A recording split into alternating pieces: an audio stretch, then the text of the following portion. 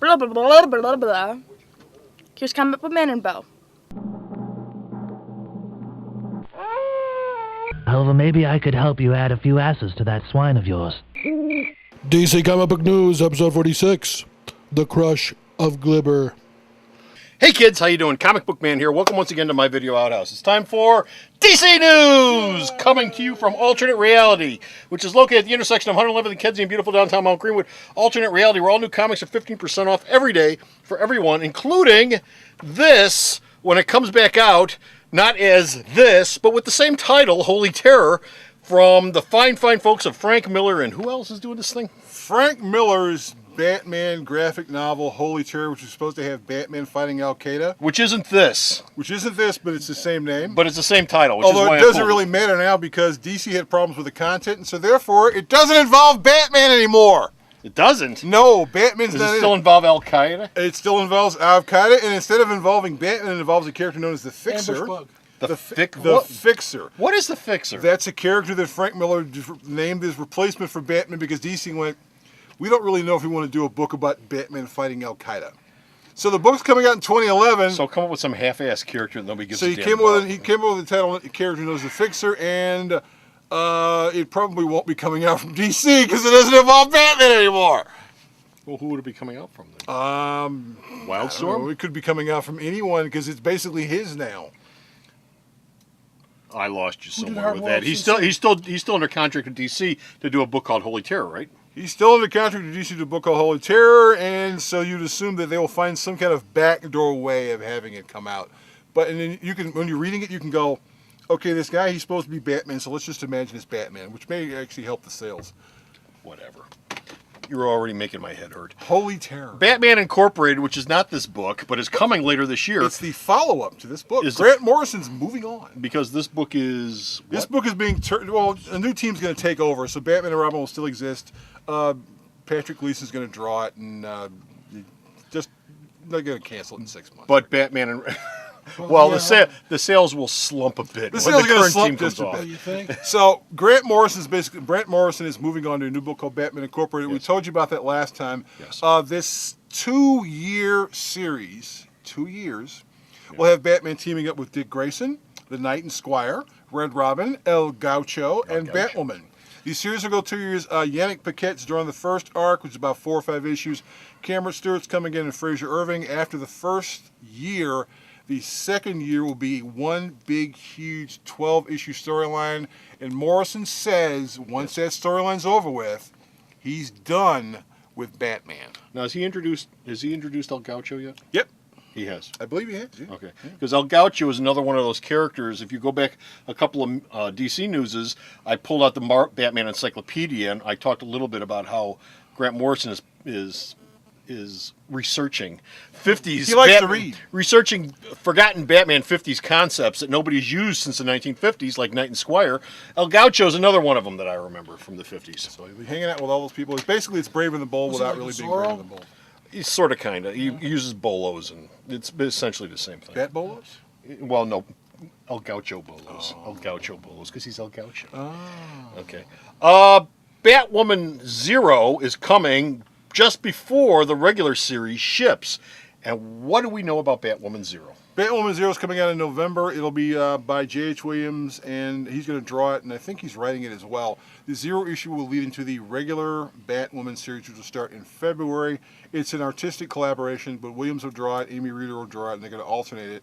And it'll also have a co-feature written by Williams and Hayden Blackman. Now, if DC has any brains, because J.H. Williams knows he can't draw very fast, when the regular series does start in February, make it bi-monthly. Yeah. Because if he's going to draw the first 6 issues, it's going to sell. Then Reader's going to draw the next 6 issues, and people are going to go, "Oh, I don't like this. I'm waiting for him to come back." So, I'm as a retailer, please make it bi-monthly. Please. I'd much rather you made it bi-monthly than made it monthly. And where is it? Because Marvel's been going back into the concept of bi-monthlies and quarterlies. DC's been kind of avoiding it, but DC needs to get back into it so that you get some artistic quality showing up. And you go, people are going, "Where's the issue? Where's the issue? Where's the issue?" Then it turns into Battle Chasers. We have creative changes on this book. Dustin Nguyen is going to take over as artist on Batman Streets of Gotham. He will be working with Brian Q. Miller. Lee Garbett is moving on to something that DC calls top secret stuff. Top secret stuff, Which means it's something they haven't announced yet. It's probably the follow-up to Brightest Day and the other stuff. I bet you they announced it at Wizard World. Oh, they're not coming! No. They're not coming. Never I'll mind. be willing to bet they'll announce it in October at New York Con, and if they don't mention it by then, it'll be the end of the year. And they could have announced it at Wizard World, but DC's not coming. coming. Well, some of the people who work at DC are coming. Maybe they'll announce it. No, they won't. No, because they won't have panels unless you're going to walk up to them and go, hey, what are you working on? I'm working on this. Okay, thank you. Right. Also, creative changes are coming to Detective. Detective Comics, we already told you that Scott Snyder is taking over the book with 871. His regular artist for the first year of his run will be the Losers, Jock. Jock is committed to drawing the book for a year. And again, every 8 issues or bi-monthly. Jock did actually Is he slow? No, but he didn't miss a lot of deadlines when he was doing the first couple of the Losers, so this might actually work. And he actually volunteered to do the book because he's looking forward to it. Yeah. So that might ship on a regular basis. But Snyder, American Vampire to me is just okay story-wise, but Jock drawing the book makes it a hot book for me. Okay. Last story we've got is Kid Story. This book has been canceled, but this book is going to be replaced. This book is going to be replaced not by Batman the Brave and the Bold, but the all-new Batman Brave and the Bold. So it's like Tide instead of New Tide? It's just all new? Basically, they got the second season of the animated series is coming up, and so they're killing the book and restarting the book for the second series. It's a kid's book, right? It's a kid's book. Kids don't care if you put all new on it. Well, exactly. But you know what happens when you do that? They restart the numbering. And with all the and I do have an audience on kids books. I do have an adult audience that does buy the Marvel and the DC kids books because the storytelling, and more so in the Marvel books, because those aren't tied to animated series, unlike DC's, which, by the way, DC, you could do some kids books that aren't tied to existing products. But wait a minute, It wouldn't kill you, but I do have adults who pick up the Marvel and the DC kids books because the storytelling is much cleaner, doesn't have all the continuity, and it also harkens back to Silver Age stuff. But DC always says every year at least 1 or 2 cons they're going to do more with their kids' books, and then every year they don't. DC really should. I mean, you know, and I'm not going to get into it here, but in the past I've talked a lot about kids' books, and Marvel really has done a good job with their kids' books in not having to have a product to push them. They just put the books out there with the characters and let the characters push the books. DC does the exact opposite, and they always have.